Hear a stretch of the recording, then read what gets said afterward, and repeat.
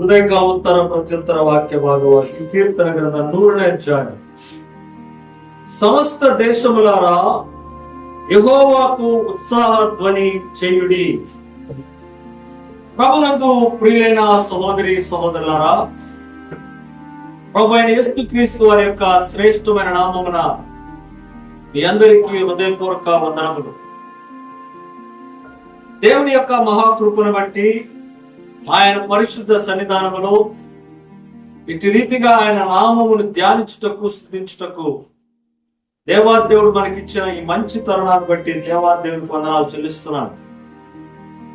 మీరా మనందరము కూడా దేవుని సన్నిధికి, దేవుని నుంచి ఒక మంచిని ఆశించి దేవుని సన్నిధానానికి వస్తాం. ఎవరు కూడా దేవుని మందిరానికి ఊరికినే రారు. దేవుని మందిరము నుంచి నాకు ఈ మేలు కలగాలనే ఆశతో కనిపెట్టుకొనొచ్చు దేవుని మందిరానికి వస్తారు. మనము అనుకున్న దానికంటే అత్యధికముగా ఇవ్వగలిగిన దేవుడు మనకుండగా ఆశ పెట్టుకొనడంలో ఎటువంటి తప్పు లేదు. ఆశ కలిగిన వారిని ఆయన తృప్తిపరిచేటువంటి దేవుడు. ఎవరి ఆశలను ఆయన నిరాకరించడు, ఎవరి ఆశలను ఆయన తులసివేయడు. దేవుని మందిరంలో మనం పెట్టుకున్నటువంటి ఆశలు ఆయన ఎలా తీరుస్తాడని ఎఫెసీయులకు రాసినటువంటి గ్రంథము 3వ అధ్యాయము 20వ వచనములో మనం చూస్తాం. దేవుని మందిరానికి మనం వచ్చేటప్పుడు మనము ఊహించిన దాటి కంటే, మనము అడిగిన వాటి కంటే అత్యధికముగా చెయ్యగలిగిన సమర్థత కలిగిన దేవుడు. God can do far beyond what you think. మీరు అనుకున్న దానికంటే అత్యధికముగా దేవుడు చేయగలడు. ఇంగ్లీష్ లోని beyond measure and beyond description అంటే మీరు వర్ణించిన దానికంటే, మీరు కొలత వేసిన దానికంటే దేవుడు నాకు ఇంత మేలు చేస్తాడు అని మీరు కొలత వేసిన దానికంటే, ఇన్ని రూపాయలు ఇస్తాడు, ఇన్ని లక్షలు ఇస్తాడు, ఇంత ఆహారం ఇస్తాడు, ఇంత నివాస స్థలం ఇస్తాడు, ఇలాంటి ఉద్యోగం ఇస్తాడు, ఇలాంటి బిడ్డలు ఇస్తాడు, ఇలాంటి ప్రమోషన్ ఇస్తాడు,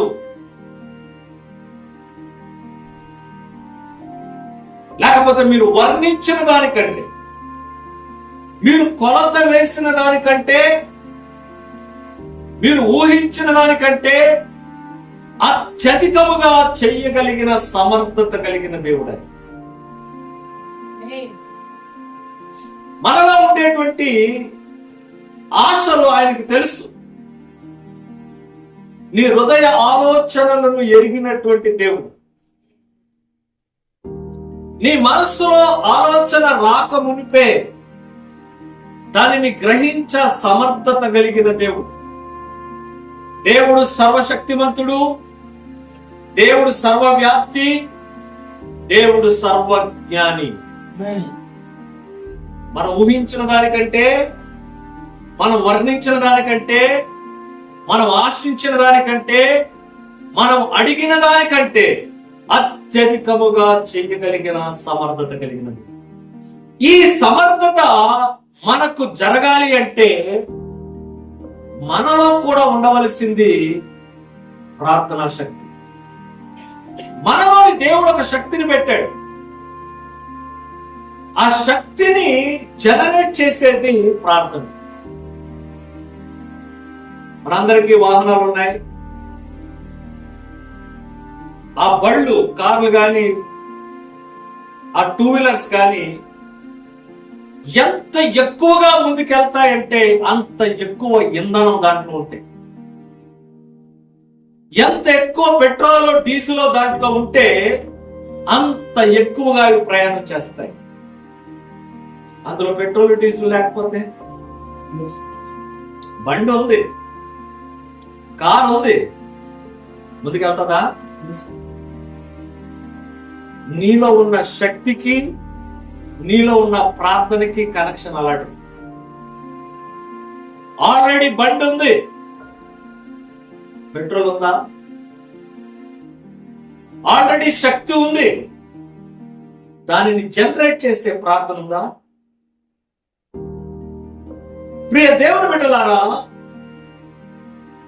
నీలో ఉండేటువంటి ఆ శక్తిని బలపరిచేది, నడిపించేది, కార్యాలు చేసేది, గమ్యాన్ని చేర్చేది, అనుకున్న దానికంటే, ఊహించిన దానికంటే, వర్ణించిన దానికంటే, అడిగిన దానికంటే ఎక్కువ ఇచ్చేది ఆ శక్తి అయితే, ఆ శక్తిని నడిపించేది నీ ప్రార్థన. చాలా మంది పాస్టర్ గారండి ప్రార్థన చేయండి అంటారు. మంచిదే, ప్రార్థన చేస్తాను. నా ప్రార్థన కంటే మీ ప్రార్థన బలమైందని మీకు తెలుసా? చాలా మందికి తెలియదు. చాలా మంది అనుకుంటారు పాస్టర్ గారు ప్రార్థనలే చాలా పవర్ఫుల్ అనుకుంటారు. పాస్టర్ గారు ప్రార్థనలు మీ ప్రార్థనలకు సహకారం చేసేవి. పాస్టర్ గారి ప్రార్థనలు మీ ప్రార్థనలకు బలపరిచేవి. పాస్టర్ల ప్రార్థనలు మీ ప్రార్థనలను ముందుకు నడిపించేవి, ఫాస్ట్ చేసేవి. కానీ ఉండవలసింది మీ ప్రార్థన. మీలో ఆ ఆశ ఉండాలి, మీలో ఆ తపన ఉండాలి, మీలో ఆ ఎక్స్పెక్టేషన్ ఉండాలి. చాలాసార్లు మనము ఎవరి నుంచి ఎక్స్పెక్ట్ చేయాలో తెలియక దొరికిన అందరి దగ్గర ఎక్స్పెక్ట్ చేస్తాం. మనలో ఉండే బలహీనత ఏంటంటే, ఎవరైనా కొంచెం బాగా కనబడ్డారంటే వాళ్ళ నుంచి డబ్బులు ఎక్స్పెక్ట్ చేస్తాం. ఎవరైనా బలంగా కనబడారంటే వాళ్ళ నుంచి హెల్ప్ ఎక్స్పెక్ట్ చేస్తాం. ఎవరైనా మంచిగా మాట్లాడారంటే వారి నుంచి ప్రేమను ఎక్స్పెక్ట్ చేస్తాం. మన కొలతలు వేరు, దేవుడి కొలతలు వేరు. మనము అడిగే విధానం చూసి దేవుడు కొన్నిసార్లు నవ్వుతూ ఉంటాడు. ఎందుకంటే మనం అనుకున్నట్లుగా ఎదుట వ్యక్తి ఉంటాడా? మీరు ఊహించినట్లు ఎదుటి వ్యక్తి చేస్తాడా? ఎదుటి వ్యక్తి చెయ్యాలి చెయ్యకూడదు అనేది నువ్వు అడిగిన దాన్ని బట్టి లేదు, ఆ వ్యక్తి యొక్క స్వభావాన్ని బట్టి ఉంది, ఆ వ్యక్తి యొక్క గుణాన్ని బట్టి ఉంది, ఆ వ్యక్తి యొక్క ధారాళతత్వం బట్టి ఉంది. కొన్నిసార్లు మనం వింటూ ఉంటాం, నామ్ బడా హాత్ తోడా, నామ్ బడా హాత్ తోడా అంటే అర్థం ఏంటి? పేరు చాలా పెద్దది, కానీ చెయ్యి మాత్రం చాలా చిన్నది. మీరు అనుకుంటారు కదా, ఈ వ్యక్తి నుంచి మనం ఎక్కువ సహాయం పొందొచ్చు అనుకుంటాం. But all that you get is bits and pieces. నీకు దొరికేది చాలా చిన్నగా దొరుకుతూ ఉంటాయి. కొంతమందిని మనం రాంగ్ జడ్జ్ చేస్తాం. వీళ్ళేమిస్తారులే, వీళ్ళే సహాయం చేస్తారులే, వీళ్ళే లేనోళ్ళు, వీళ్ళే ఏమి సామర్థ్యత లేనోళ్ళు, వాళ్ళు ఇచ్చింది చూస్తే మనకు పొరవ పాడైపోతుంటారు. ఒకసారి నా వ్యక్తిగత అనుభవాన్ని చెప్తాను వినండి. My personal experience. The people who are the rich are the last to respond. The people who are poor are the first to respond to your problems. మీకేమైనా సమస్యలుంటే, మీకేమైనా అవసరతలుంటే ఆలస్యంగా స్పందించేవాడు ఐశ్వర్యవంతుడు, త్వరగా స్పందించేవాడు పేదోడు. ఎందుకు తెలుసా? పేదోడికి నీ కష్టం తెలుసు, ఐశ్వర్యవంతుడికి నీ కష్టాలు తెలియదు. అందుకే నీ బాధలో వాడు సహాయం చేయలేడు, చెయ్యడు కూడా. ఇంగ్లాండ్ దేశపు రాణి దగ్గరికి వెళ్ళి అందరూ ఆకలితో కొట్టుమిట్టాడుతున్నారు. దేశంలో ఆహారం లేదు. ఇంగ్లాండ్ దేశంలో రొట్టెలు తింటారు. అమ్మా, మాకు ఆహారం లేదు తల్లి, రొట్టెలు లేవు తల్లి, రొట్టెలు లేవు తల్లి అని ప్యాలెస్ ముందు అడిగితే ఆ మహా ఐశ్వర్యవంతురాలు ఏమని తెలుసా? రొట్టెలు లేకపోతే కేకులు తినండి అని. ఏమనింది? రొట్టెలు లేకపోతే ఆమె ఐశ్వర్యవంతురాలు. రొట్టె కాకపోతే కేక్ తింటది, కేక్ కాకపోతే పిజ్జా తింటది, పిజ్జా కాకపోతే బర్గర్ తింటది. ఆమె స్టాండర్డ్ అది. తినడానికి రొట్టె లేక మనం బాధపడుతుంటే ఆమె ఏమంటుందంట? కేకులు తినమంటావు. ఐశ్వర్యవంతులకి మీ కష్టాలు తెలియవు, అందుకే వారు లేటుగా స్పందిస్తారు. కొంతమంది స్పందించరు కూడా. నువ్వు ఎన్నిసార్లు అడిగినా, ఎన్ని విధాలుగా అడిగినా, ఎంత ఆశపడినా ఐశ్వర్యవంతుల దగ్గర నీ ఆశ నిరాశ అవుతారు. ఎందుకంటే వాళ్ళకి నీ కష్టం అనేది తెలియదు. పేదవారే త్వరగా స్పందిస్తారు, లేని వారు త్వరగా స్పందిస్తారు, బలహీనులు మొదటగా సాయం చేస్తారు. ఎందుకంటే వారు నీలాగా ఆ కష్టంలో పడి వెళ్తున్నారు. మనుష్యులను నమ్ముట కంటే యెహోవాను ఆశ్రయించుట మేలు, రాజులను నమ్ముట కంటే యెహోవాను ఆశ్రయించుట మేలు అని తెలిసి కూడా ఇంకా మన దృష్టి మనుషుల వైపు, రాజుల వైపు. మరి నిరుత్సాహం ఉండదా నీకు? You are expecting from wrong people, you are expecting from wrong hands, you are expecting from wrong places, you are expecting from wrong destinations. తప్పుడు మనుషుల నుంచి, తప్పుడు ప్రాంతాల నుంచి, తప్పుడు హస్తాల నుంచి నువ్వు ఎక్స్పెక్ట్ చేస్తున్నావేమో. నువ్వు ఎక్స్పెక్ట్ చేయవలసింది దేవుని నుంచి. ఎందుకంటే ఆయన వాక్యము ఇప్పటికే ఆల్రెడీ చెప్పింది, నువ్వు అడిగిన దానికంటే, నువ్వు ఊహించిన దానికంటే, నువ్వు వర్ణించిన దానికంటే, నువ్వు అనుకున్న దానికంటే అత్యధికంగా ఇవ్వగలిగిన సమర్థత కలిగింది. అపోస్తలుల కార్యములు 3వ అధ్యాయంలో ఒక సందర్భాన్ని చూద్దాం. ప్రియ దేవుని బిడ్డలారా, శృంగారం అనే దేవాలయం దగ్గరికి ఒక భిక్షగాడిని తీసుకెళ్తున్నాడు. ఈ భిక్షగాడు పుట్టుక నుంచి నడవలేనివాడు. కొన్నిసార్లు పుట్టుకతో కొన్ని వచ్చాయంటే దాని వలన కలిగేటువంటి అనుభవాలు మనకు తెలియదు. పుట్టుకతో పేదరికంలో పుట్టావనుకో, నీకు ఐశ్వర్యవంతులు జీవన విధానం నీకు తెలియదు.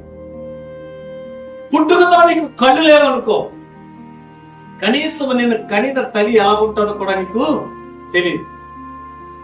పుట్టుకతోని కాళ్ళు లేనివాడు, కాళ్ళు ఉన్న చచ్చిపోయిన స్థితిలో ఉన్నవాడు, జీవితంలో నడకంటే తెలియనివాడు.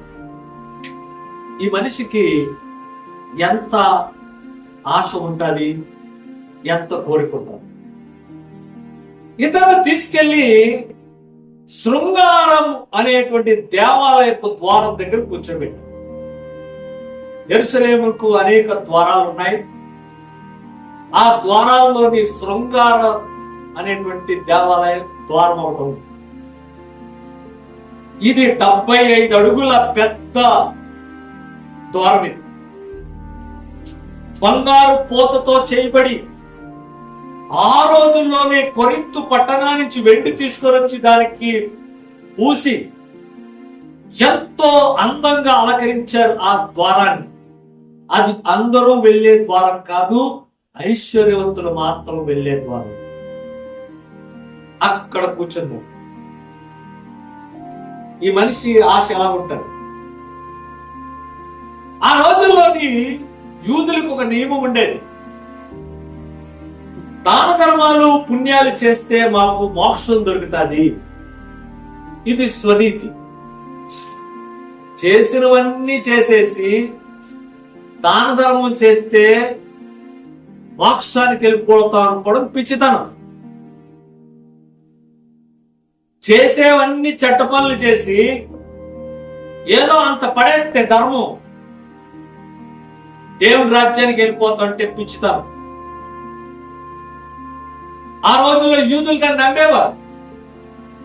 చర్చికి వెళ్తూ కొద్దిగా దానాలు చేసుకుంటూ వెళ్ళిపోతే, చిల్లరలు పాడేసుకుంటూ వెళ్ళిపోతే మాకు మోక్షం వచ్చేస్తుంది. వీడు కూడా అక్కడ కూర్చున్నాడు. అది కూడా ఏ టైంలో కూర్చున్నాడంటే పగలు 3 గంటలు. ఇది చాలా ప్రాముఖ్యమైన సమయం. ఇది ఎందుకు ప్రాముఖ్యమైన సమయం అంటే యోహాను సువార్త 19వ అధ్యాయము 30వ వచనం చూడండి. పగలు 3 గంటల కంటే యేసు ప్రభువారు శిలువ పైన సమాప్తమయ్యింది అని చెప్పేటువంటి టైం అది. దేవాలయంలోని అన్ని టైములు ఒకలా ఉండేవి కాదు. కొన్ని టైముల్లోని బలి అర్పణలు అర్పించేవారు. కొంత టైంలోని దేవునికి వాళ్ళు తీసుకొచ్చినటువంటి దశభాగాలను రాసుల ధనధాన్యాలు తీసుకెళ్లేవారు.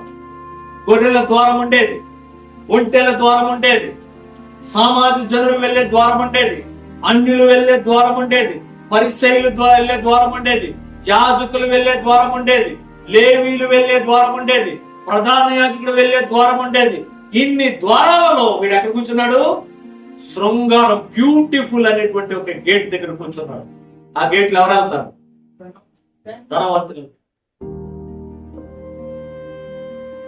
మనం కూడా ఏ దారులు ఎంచుకుంటామంటే మనకు అవసరం వచ్చినప్పుడు ఎవరు బాగా సౌండ్ ఉన్నారో వాళ్ళని ఎంచుకుంటాం.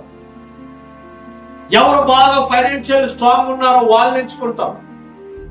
మనం వెతికే ద్వారం ఏంటి తెలుసా?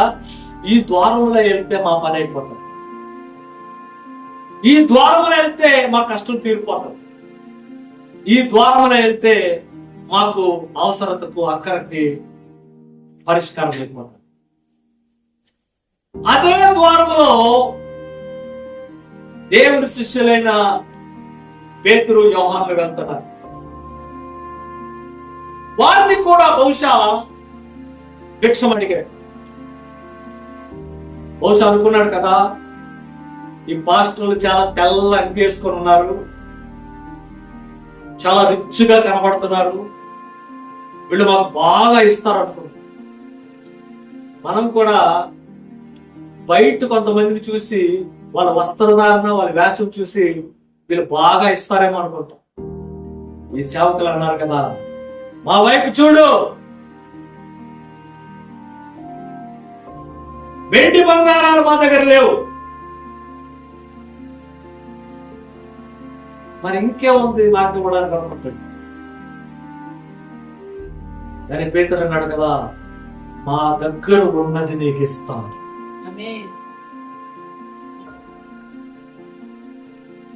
వెండి బంగారం మా దగ్గర లేకపోవచ్చు, మా దగ్గర ఏంటుందో తెలుసా? దేవుడు మాకు ఇచ్చిన అధికారం మా దగ్గర ఉంది. దేవుడిచ్చిన అధికారం మా దగ్గర ఉంది. ఈ రోజుల్లో చాలా మంది దగ్గర వెండి బంగారాలు ఉన్నాయి, కానీ దేవుడి అధికారం వాళ్ళ దగ్గర లేదు. ఈ రోజుల్లో చాలా మంది దగ్గర బోల్డ్ ఆస్తి పాస్తులు, ఇల్లు, వాహనాలు, కార్లు, బంగారాలు ఉన్నాయి, దేవుని అధికారం వాళ్ళ దగ్గర లేదు. ఈ రోజుల్లో చాలా మంది దగ్గర పేరు ప్రఖ్యాతులు ఉన్నాయి, ప్రభు నామం వారి దగ్గర లేదు. జనం ఎక్కడెక్కుంటారో తెలుసా? లోకం ఎక్కడెక్కువ ఉంటుందో జనం ఎక్కువ ఉంటారు. దేవుడు ఎక్కడెక్కడ ఉంటాడో అక్కడ జనం చాలా తక్కువ ఉంటుంది. చాలా మంది మనకున్నటువంటి ఆలోచన విధానం ఏంటంటే, బాగా డబ్బు ఉంటే మనకు సహాయం చేస్తారు, బాగా బిల్డింగ్లు ఉంటే వాళ్ళు మనకు సహాయం చేస్తారు, బాగా కార్లు ఉంటే వాళ్ళు మనకు సహాయం చేస్తారు, బాగా బంగారాలు ఉంటే మనకు సహాయం చేస్తారు అనుకుంటాం. కానీ ప్రియ దేవుని బిడ్డలారా, ఒక విషయాన్ని మీరు జ్ఞాపకం చేసుకోనండి. డబ్బుతో కొనలేనివి, డబ్బు ఇవ్వలేనివి దేవుడు మనకు అత్యధికంగా ఇచ్చాడు. డబ్బు ఇవ్వలేనివి చాలా ఉన్నాయి. నీ ఇంటిలో నీ భర్త, నీ భార్య, నీ పిల్లలు కూర్చొని సంతోషంగా తెచ్చుకున్న గెంజో ముద్దో తిని హ్యాపీగా నవ్వుతూ ఉన్నారంటే మీకంట ఐశ్వర్యతలు పొగలేరు. మీకంట ఐశ్వర్యతలు పొగలేదు.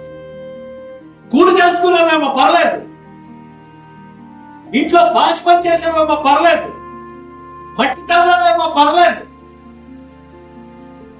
మోరీలు క్లీన్ చేసేవేమో పర్లేదు. కష్టార్జితాన్ని తెచ్చుకున్నావు, వండుకున్నావు, భర్త భార్య పిల్లలు కూర్చొని సంతోషంగా తింటున్నారు. నీకన్నా ఐశ్వర్యతడు అవడం. ఐశ్వర్యతలు ఇంట్లో ఉన్నాయి. పెద్ద ఇల్లు, పెద్ద పెద్ద కార్లు, బ్యాంక్ బ్యాలెన్స్ ఫుల్. అత్తకు పిడికెడు మొత్తట్టలేని కోడలు ఉన్నారు. తండ్రిని తీసుకెళ్లి అక్కడ మూలలో పడేసిన కుటుంబాలు ఉన్నాయి. తల్లికి గెంజిపోయలేని ఇల్లులు ఉన్నాయి. డబ్బు కొనలేనివి చాలా ఉన్నాయి. ప్రియ దేవుని బిడ్డలారా, జ్ఞాపకం చేసుకోండి. డబ్బు కొనలేనివి మీ దగ్గర పెట్టుకోవాలి. డబ్బుతో ఎవడైనా ఏదైనా కొనగలడు. ప్రేమతో కొనగేవి కావాలి, విశ్వాసంతో సంపాదించేవి కావాలి, ఆప్యాయతతో సంపాదించేవి కావాలి, అభిమానంతో సంపాదించేవి కావాలి.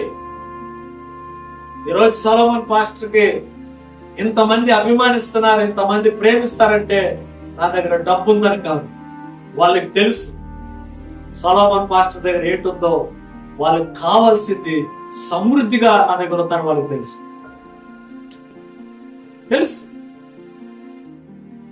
మా కష్టాన్ని తన కష్టంగా అర్థం చేసుకునే సేవకుడు మాకున్నాడంటారు. మాకు కావలసిన ఆత్మీయ ఆహారాన్ని కడుపు నిండా పెట్టేటువంటి సేవకుడు మాకున్నాడు. మా కన్నీటిని తుడిచి తన కన్నీళ్లుగా భావించేటువంటి సేవకుడు మాకున్నాడు. అంతేగాని మా పాస్టర్ గారికి పెద్ద బంగళా ఉంది, మా పాస్టర్ గారికి పెద్ద కారు ఉంది, మా పాస్టర్ గారు రిస్ట్ బ్యాండ్లు గోల్డ్ బ్యాండ్ వేసుకొని తిరుగుతాడని ఎవరు నా గురించి ఆలోచన. ఎందుకంటే పేతురు యోహాన్లు ఏం చెప్పారో నేను అదే చెప్తాను. వెండి బంగారాల దగ్గర లేవు. బట్ వాట్ ఐ హావ్, నా దగ్గర ఏముంది? దేవుని అధికారం ఉంటుంది. పేతురు యోహాన్లు ఏమన్నారు? వెండి బంగారముల మా దగ్గర లేవు, మా దగ్గర ఉన్నదే మేము ఇస్తాం. నజరేయుడైన యేసు నామమున లేవు. ఎన్నో సంవత్సరాల బట్టి నడవలేని కాలుని లేపే శక్తి నా దగ్గర. ఎన్నో సంవత్సరాలను బట్టి చెత్తకలబడిన స్థితిని తిరిగి లేవగొట్టేటువంటి పరిస్థితి మా దగ్గర ఉంది. ఆ అధికారం దగ్గర. I have nothing, but I have God, because God is everything. నా దగ్గర ఏమీ లేదు, కానీ నా దగ్గర ఒకటి ఉంది, దేవుడు, దేవుని అధికారం. ఈ రెండే సమస్తాన్ని ఇచ్చింది. ఎందుకంటే ఆయన సర్వజ్ఞాని అయిన దేవుడు, సర్వవ్యాప్తి అయిన దేవుడు, సర్వశక్తిమంతుడైన. ఇన్ని రోజులు ఇదే ద్వారంలో చాలా మంది వెళ్ళారు. ఇన్ని రోజులు అనేక మంది ఈ ద్వారంలో వెళుతూ ఆ దేవాలయం మీద కూర్చున్న భిక్షగాడికి ఎంతో మంది వందలేస్తుంటారు, వేలేస్తుంటారు. ఎంతో మంది బంగారం ఇచ్చుంటారు, ఎంతో మంది వెండిని ఇచ్చుంటారు, ఎంతో మంది ఆహారం పెట్టుంటారు. ఎవరైనా వాళ్ళ జీవితాన్ని మార్చగలిగారా? వెండి మార్చిందా? బంగారం మార్చిందా? దానాలు మార్చాయా? ధర్మాలు మార్చాయా? మరి ఏది మార్చింది? పేతురు యోహానుల దగ్గర ఉన్నటువంటి దేవుని అధికారం వారి జీవితాన్ని మార్చింది. మీ దగ్గర ఉండవలసింది బంగారాలు వెండి కాదు, మీ దగ్గర ఉండవలసింది డబ్బు కాదు, మీ దగ్గర ఉండవలసింది ఆస్తిపాస్తులు కాదు, మీ దగ్గర ఉండవలసింది కార్లు బంగాళాలు కాదు. ప్రియ దేవుని బిడ్డలారా, మీ దగ్గర ఉండవలసింది దేవుడి అధికారము, దేవుని నామము. ఆ నామమే అన్ని కార్యాలను చేస్తుంది. యేసు అని ఆయన నామము పిలిచిన వారి ప్రతి ఒక్కరి అవసరతలు తీర్చిన వాడు. ఆ నామాన్ని నువ్వు ఈ విధంగా కలిగి ఉన్నావు. నీలోని ఆ దేవుని నామము, ఆ దేవుని శక్తి ఉన్నట్లయితే రేపు దేవుని బిడ్డలారా, దేవుడు నీవు అడిగిన వాటికంటే, నువ్వు ఊహించిన వాటికంటే, నువ్వు అనుకున్న దానికంటే, నువ్వు వర్ణించిన దానికంటే ఎక్కువ ఇవ్వగలడు. ఎప్పుడంటే నువ్వు ఆ దేవుని శక్తిని, ఆయన అధికారాన్ని, ఆయన నామాన్ని నువ్వు కలిగి ఉన్నావా? ఒకసారి నువ్వు ప్రశ్నించు, నేనేం కలిగి ఉన్నా? డబ్బులు వస్తూ ఉంటాయి, పోతూ ఉంటాయి. కార్లు వస్తూ ఉంటాయి, పోతూ ఉంటాయి. ఇల్లులు వస్తూ ఉంటాయి, పోతూ ఉంటాయి. పేరు వస్తూ ఉంటుంది, పోతూ ఉంటుంది. కానీ ఒక్కసారి వచ్చిందంటే దేవుని నామం నిలిచిపోదు. శాశ్వతముగా ఉంటే దాన్ని నువ్వు సంపాదించు, శాశ్వతముగా ఉండేదానికి సంపాదించుకో, పర్మనెంట్ గా ఉండేదాన్ని సంపాదించుకో. ఎందుకంటే నువ్వు అనుకున్న దానికంటే, నువ్వు ఊహించిన దానికంటే, నువ్వు వర్ణించిన దానికంటే, నువ్వు అడిగిన దానికంటే ఎక్కువ ఇవ్వగలిగే సమర్థత ఆ దేవుని నామములో ఉన్నది. పేతురు అంటున్నాడు కదా, వెండి బంగారములు మా యొద్ద లేవు కానీ మా దగ్గర ఉన్నది మీకు ఇస్తున్నాను. నీ దగ్గర ఏముంది? ఉందా దేవుని నామం? ఉందా దేవుని నామం? దేవుని బిడ్డలారా, ఈ ఉదయకాలాన్ని మీ అందరికీ నేను చెప్పేది ఒకటే, సర్దుకుపోయి బతకడం మానేయండి. దేవుడు నాకు మంచి చేయలేదు, చెడు చేయలేదు అంటే ఎంత ప్రమాదం తెలుసా? జెఫన్యా గ్రంథం చూడండి ఒకసారి. జెఫన్యా గ్రంథము 1వ అధ్యాయము 12వ వచనం. దేవుడు ఏమంటున్నాడు? దేవుడు నాకు మేలు చేయడు, దేవుడు నాకు కీడు చేయడు అనుకునే వారిని దేవుడు ఏం చేస్తాడంట? శిక్షిస్తాడు. నమ్మాలి, నమ్మాలి. దేవుడు కాంప్రమైజ్ అని జీవిಸುವಂತ ದೇವರು ಅಲ್ಲ. ದೇವರನ್ನು ಒಳ್ಳೇದು ಮಾಡಲ್ಲ, ದೇವರನ್ನು ಕೆಟ್ಟದು ಮಾಡಲ್ಲ ಅಂತ ಜೀವಿಸಿದ್ರೆ ದೇವರ ಶಿಕ್ಷೆಗೆ ಗುರಿ ಆಗ್ತೀಯ. ದೇವರ ವಾಕ್ಯ ಹೇಳ್ತದೆ, ಕೆಟ್ಟದು ಮಾಡಿದ್ದಾಗ ಭಯ ಇರಬೇಕು. ಯಾಕಂದ್ರೆ ಕೆಟ್ಟದು ಮಾಡಿದ್ದಾಗ ದೇವರು ಏನ್ ಮಾಡ್ತಾರೆ? ಶಿಕ್ಷೆಯನ್ನು ಕೊಡ್ತಾರೆ. నీతిಯಲ್ಲಿ జీవిಸಿದಾಗ దేవుడు ఆశీర్వాదం కొడతాడు. ఒకటి మాత్రం లేకుండా ఎప్పుడు ఉండకూడదు, దేవుని శక్తి, దేవుని అధికారము, దేవుని యొక్క నామము. ఈ మూడే మనుష్యులు చేయలేని కార్యాలు చేస్తారు. పేతురు యోహానుల దగ్గర వెండి బంగారాలు లేవు, అని ఒకటి చేయగలిగింది, ఒక వ్యక్తి జీవితాన్ని సంపూర్ణంగా మార్చగలిగింది. ఇక మీదట ఎవరు వాడిని తీసుకురావసరం, ఇక మీదట ఎవరు వాడిని మోసుకొని రావసరం, ఇక మీదట వాడు ఎవరిపైన ఆధారపడవసరం. నువ్వు ఎవరిపైన ఆధారపడకుండా, ఎవరిని అడుక్కోకుండా, ఎవరిని చెయ్యి చాచకుండా, ఎవరిని భిక్షపడకుండా, ఎవరిని ప్రాధాయపడకుండా, ఎవరిని కళ్ళు కాసుకొని ఇలాగ చూసుకొని ఉండకుండా ఉండాలి అంటే నీలో ఉండవలసింది దేవుని అధికారము, దేవుని నామము, దేవుని శక్తి. ఈ మూడిటిని జనరేట్ చేసేది నీ ప్రార్థన. దేవుని ఉదయకాలం ప్రార్థన చేయి. ప్రభువా, తండ్రి, నాయనా, పేతురు యోహానులు చెప్పిందే నేను చెప్తున్నాను. వెండి బంగారాలు నా దగ్గర లేవు తండ్రి, ఆస్తులు అంతస్తులు నా దగ్గర లేవు ప్రభువా, కానీ ఉదయకాలం ప్రార్థన చేస్తున్నాను. నీ సేవకుల ద్వారా మాకు సెలవిచ్చావు, మాలో శక్తిని పెట్టావు, మాలో అధికారాన్ని పెట్టావు, మాలో నీ నామాన్ని పెట్టావు. ఈ శక్తిని, ఈ అధికారాన్ని, ఈ నామాన్ని జనరేట్ చేసే ప్రార్థన నేను చేస్తాను. ఎవరు చేయలేనటువంటి కార్యాలు నేను చూస్తాను, జీవితాలు మార్చేటువంటి కార్యాలు చూస్తాను. ఇక మీదట శృంగారం అనే దేవాలయం దగ్గర కూర్చునే పరిస్థితి ఎవరికి లేదు. దేవాలయంలోకి వెళ్ళే వచ్చే వారి దగ్గర భిక్ష పడుకునే పరిస్థితి వారికి లేదు. ఎందుకంటే దేవుని శక్తి, దేవుని నామము దేవుని ಅಧಿಕಾರವು మన ಜೀವಿತಾನ್ನೇ మార్చేసింది. ನಿಮ್ಮ ಮನೆಯಲ್ಲಿ, ನಿಮ್ಮ ಕುಟುಂಬದಲ್ಲಿ ಯಾವುದು ಕೂತ್ಕೊಂಡು ಭಿಕ್ಷಾ ಬೇಡ್ತಾ ಇದೆ ಅದನ್ನು ಬದಲಾಯಿಸಬೇಕಾದ್ರೆ ಪ್ರಾರ್ಥಿಸಬೇಕು. ಆ ಪ್ರಾರ್ಥನೆ ನಿನ್ನಲ್ಲಿರುವಂತಹ ಶಕ್ತಿಯನ್ನು ಬಲಪಡಿಸ್ತದೆ, ನಿನ್ನಲ್ಲಿರುವಂತಹ ದೇವರ ನಾಮವನ್ನು ಘನಪಡಿಸ್ತದೆ, ನಿನ್ನಲ್ಲಿರುವಂತಹ ದೇವರ ಅಧಿಕಾರವನ್ನು ಸರಿ ಮಾಡಿ. ದೇವರ ಅಧಿಕಾರವನ್ನು ಕಡಿಮೆಯಾಗಿ ಲೆಕ್ಕ ಮಾಡಬೇಡಿ, ದೇವರ ಶಕ್ತಿಯನ್ನು ಕಡಿಮೆಯಾಗಿ ಲೆಕ್ಕ ಮಾಡಬೇಡಿ. ದೇವರ ನಾಮವು ಎಲ್ಲ ಕಾರ್ಯಗಳನ್ನು ಮಾಡುವಂತ ಶಕ್ತಿ. ಪ್ರಾರ್ಥನೆಯನ್ನು ಬಲಪಡಿಸಿರಿ. ನಿಮ್ಮ ಪ್ರಾರ್ಥನೆ ಊರವರೆಗೂ ಗೊತ್ತಾಗಬೇಕಾಗಿಲ್ಲ. ನಿಮ್ಮ ಪ್ರಾರ್ಥನೆ ನಿಮಗೆ, ನಿಮ್ಮ ದೇವರಿಗೂ ಮಾತ್ರ ಗೊತ್ತು. ಇವತ್ತು ಕೂತ್ಕೊಂಡು ಪ್ರಾರ್ಥನೆ ಮಾಡಿ ಮನೆಗೆ ಹೋಗಿ, ದೇವರೇ ನನ್ನಲ್ಲಿ ನಿನ್ನ ಶಕ್ತಿ ಇಟ್ಟಿದೀಯಾ, ನನ್ನಲ್ಲಿ ನಿನ್ನ ಅಧಿಕಾರ ಇಟ್ಟಿದೀಯಾ, ನನ್ನಲ್ಲಿ ನಿನ್ನ ನಾಮವನ್ನು ಇಟ್ಟಿದೆಯಪ್ಪ. ಈ ಕುಂತಿರುವಂತ ಈ ಆರ್ಥಿಕ ಪರಿಸ್ಥಿತಿಯನ್ನು ಎಪ್ಪಿಸು. ಈ ಸಮಸ್ಯೆಗಳಿಂದ ನನಗೆ ಪರಿಹಾರವನ್ನು ಕೊಡು. ಈ ಕಷ್ಟಗಳಿಂದ ನನ್ನನ್ನು ಪಾರು ಮಾಡು. ಈ ಜೀವನ ವಿಧಾನವನ್ನು ಬದಲಾಯಿಸು. ಜನರ ಹತ್ರ ಕೇಳಿ ಕೇಳಿ ಕೇಳಿ ಕೇಳಿ ಸುಸ್ತಾಗ್ಬಿಟ್ಟಿದ್ದೀನಿ. ಈ ದ್ವಾರ ಹತ್ರ ಕುಂತು ಕುಂತು ಕುಂತು ಬೇಸರ ಆಗಿದೆ ನನಗೆ. ನನ್ನ ಜೀವನವನ್ನು ಬದಲಾಯಿಸು, ನನ್ನ ಜೀವನವನ್ನು ಬದಲಾಯಿಸಂತ ಇವತ್ತು ದೇವರ ಸನ್ನಿಧಾನದಲ್ಲಿ ಬೇಡಾಡು. ಆತನೇ ನಿನ್ನ ಪರಿಸ್ಥಿತಿಯನ್ನು ಬದಲಾಯಿಸ್ತಾನೆ. ನಿನ್ನ ಪರಿಸ್ಥಿತಿ ಇಂದಿನ ಪರಿಸ್ಥಿತಿ ತರ ಇರಲ್ಲ. ಯಾಕಂದ್ರೆ ದೇವರ ಅಧಿಕಾರಕ್ಕೆ ಅಸಾಧ್ಯವಾದದ್ದು ಯಾವುದೂ ಇಲ್ಲ.